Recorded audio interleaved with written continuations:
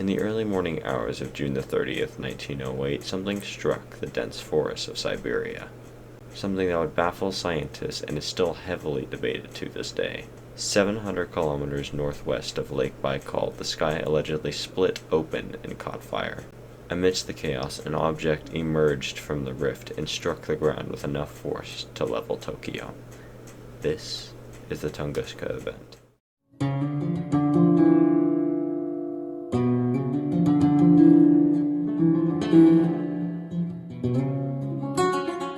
The night was brightened by the faint glow of aurorae. The rising sun illuminated the valley of snow and ice and sparkled in the eyes of all who gathered its way. Minutes before the impact, a man was peacefully sitting on the porch of a trading post when the ground began to rumble. Like an earthquake or thunder, he suddenly stood up to find the cause. With the force at an estimated 5.0 on the Richter scale, the north sky ahead of him seemed to almost split in two and catch fire.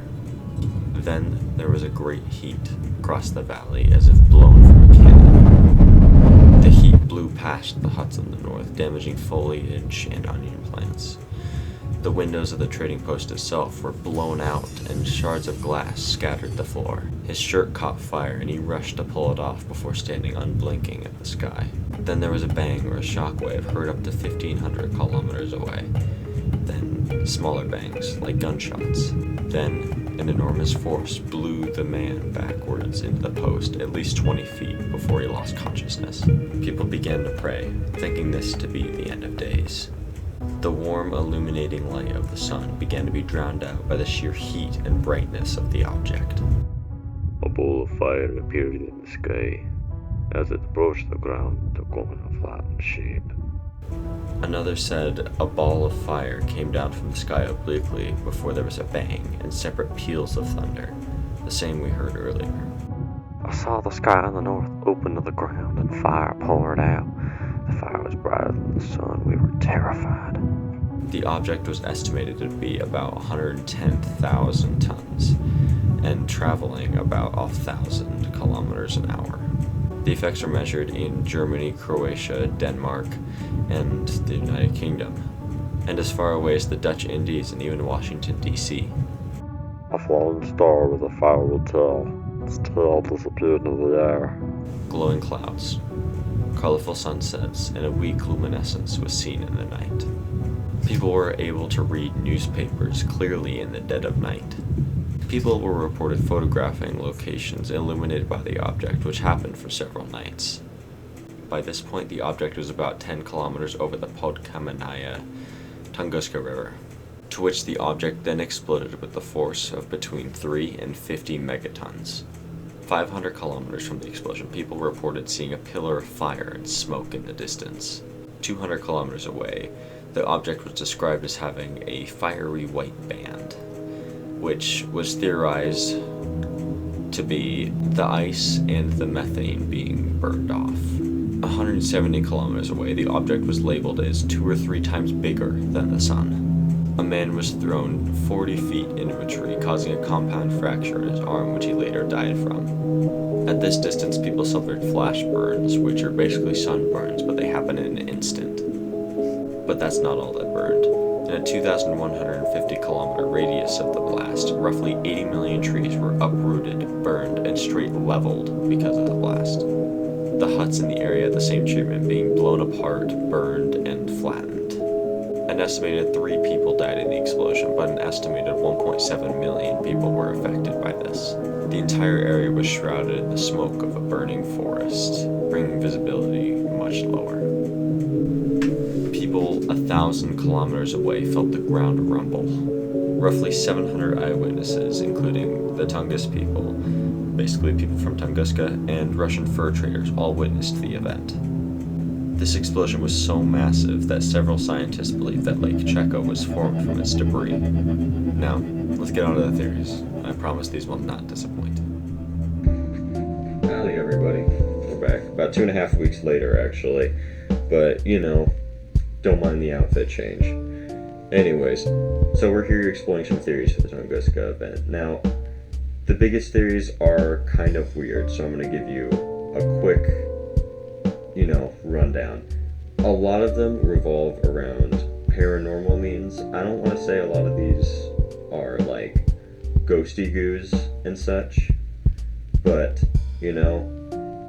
it's not that. So the first theory we have up is UFO. One of the big issues I found with UFOs, at least, is that it's kind of a blanket term.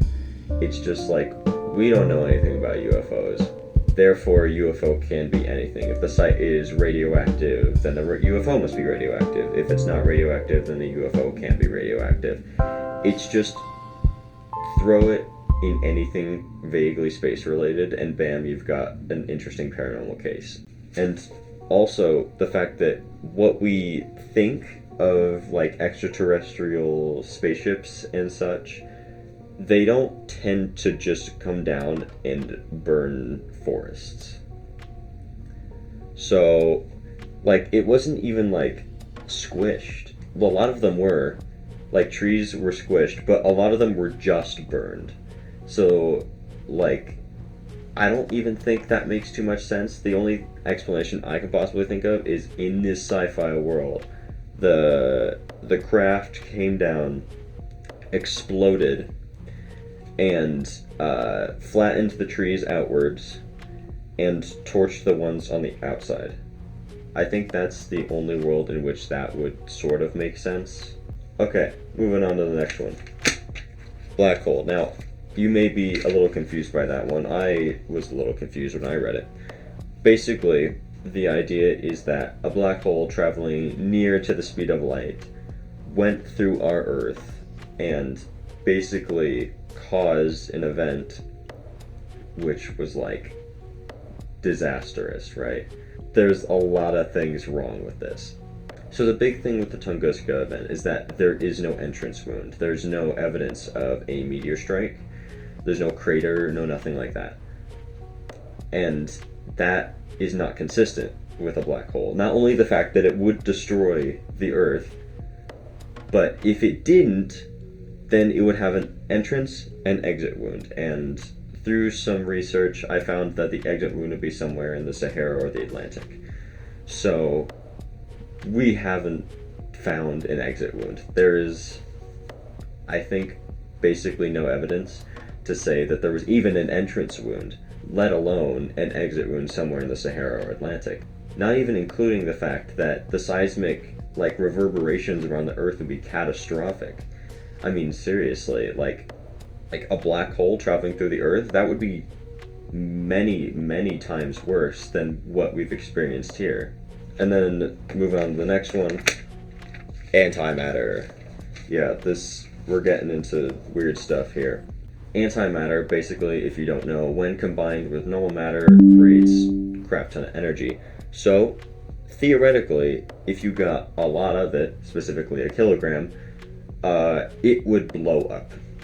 Now, what I've noticed with these theories is that they just kind of label sci-fi terms, throw it together, and it's like, this would make an explosion. Yeah, it probably wouldn't make an explosion, but not one consistent with the one we've seen. Most of these can be debunked with like 3 or 4 minutes of critical thought, but, sci-fi, aliens, So the biggest issue with antimatter is that we only have about a nanogram of it. Now, that number may be off, but in the world, we only have about a nanogram of it. And if you heard me earlier, I said we need a kilogram of it in order to make an explosion equal to 43 megatons. Now, how would one get all this antimatter? Aliens, of course. Yeah, you're experiencing this just the way I am. Throwing the blanket term in there again. We don't know what this is, so it must be extraterrestrial. Yippee! Now the one I think actually happened. I'm not even sure if these were jokes or not, but people kept naming these. They kept throwing them out there, but this is what I think happened. an airburst. So when an object comes down from the heavens, a celestial body, if you will, it can sometimes explode in the air rather than hitting the ground. Like we said, this object may have been made of methane and ice and other such, so it would be the perfect thing to crack and blow up in the atmosphere, specifically 10 kilometers over the Tunguska River. I think I pronounced that right. Now, scientists have been going heavy on this theory, so much so that we kind of have all the evidence supporting it. So around this time, there was something called the Beta Taurid meteor shower, which was basically a bunch of fragments from Comet Encke. So when debris came down from the Beta Taurid meteor shower, it exploded in the air, causing havoc and destruction, and apparently killing 3 people. And it blew outwards the trees, and the ones that didn't get blown down were set on fire by the methane. Now, as I said before, this is the most widely accepted theory and what I think happened. Now, I'm going to pass it back to Chair Jeffrey, where he's going to give you the outro. Hi, I'm Chair Jeffrey, or Jeffrey 7 hours and 1 costume change later, whatever you prefer. Now, I'm just here to give you a few more facts and do a little fear-mongering while I'm at it. Don't worry, it'll be great. So the dangers of airbursts, other than the fact that it's an exploding object above your head, is the fact that it can create intense atmospheric pressures around you, which can be deadly in themselves, but that can create winds, which can kick up chemicals from the soil, making for a very dangerous airborne dust cloud. But that's not the part I want you to worry about. The part you need to worry about is now. It's estimated that if the object had been any bigger or any denser, it would have destroyed the landscape all the way to Moscow. There are roughly 1,100 asteroids considered potentially hazardous in our galaxy. In 1490, an airburst in the Xinjiang district of China rained stones down and killed 10,000 people. In 2013, a 20-meter asteroid exploded over Chelyabinsk, Russia, and injured 1,500 people. Scientists say that an event like this, like the Tunguska event, is rare, but it's not an anomaly. Scientists say that an event like this occurs once every roughly 300 years. Now don't think you're safe, folks, because this event was 216 years ago, and maybe this time it won't hit somewhere as remote as Siberia. Do you remember when I said in the beginning that the Tunguska event had the power to level Tokyo? Let's hope I was wrong. Have a good night, folks. Hope to see you soon.